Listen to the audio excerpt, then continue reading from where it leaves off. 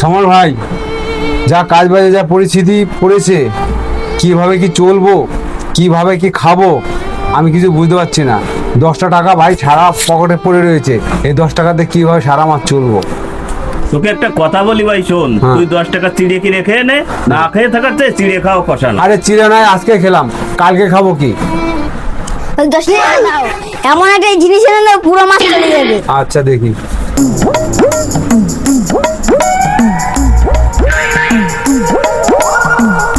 গোপাল, হ্যাঁ, একটা নুনের প্যাকেট দে তো।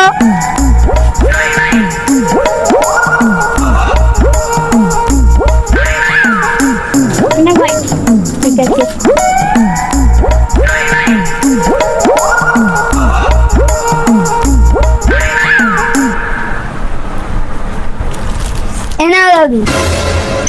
এই নুন দিয়ে কি হবে? পুরো মাস চালাবা।